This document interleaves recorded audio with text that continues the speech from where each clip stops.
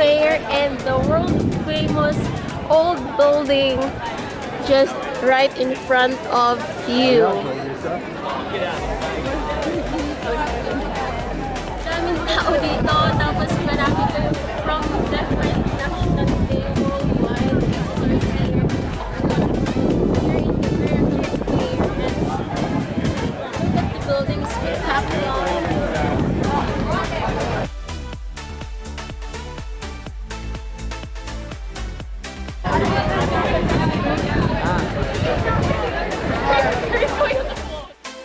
The Leaning Tower of Pisa, or simply the Tower of Pisa, is the campanile or freestanding bell tower of the Cathedral of the Italian city of Pisa, known worldwide for its nearly 4-degree lean, the result of an unstable foundation. The Tower of Pisa, guys, was built on 1173, so it's almost 900 years ago. And now, it's worldwide known as the Leaning Tower of Pisa because of his unstable foundation. It's really good to visit once in a lifetime. It's incredible to see it in person, guys. And if you want to climb to the tower, guys, get tickets online or a few days before. There will be a massive crowds and waiting lines otherwise. I myself, I didn't go up, but I still enjoyed my short tour here in Pisa. There is a lot of tourists roaming around trying to get that famous shot.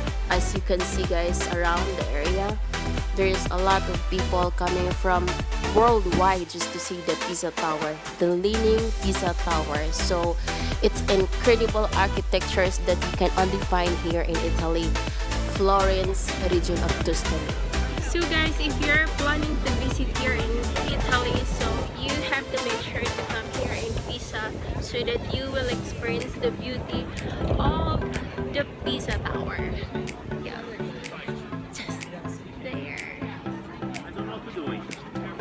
And not only that, guys, you can find a lot of restaurants around and the souvenir shops that you can buy before you leave from Pisa. As you can see the pictures, that's exactly what it is.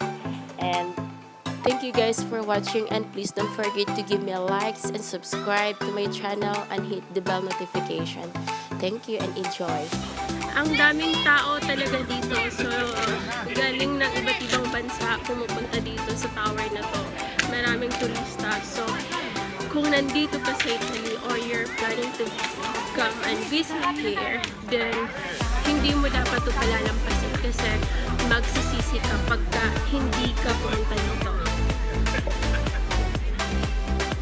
And guys, if you like my video, please don't forget to subscribe my channel and hit the bell notification so that you'll be updated sa lahat ng place na pinupuntahan ko. So, nakita nyo yung building sa likod. Ito yung church, museum,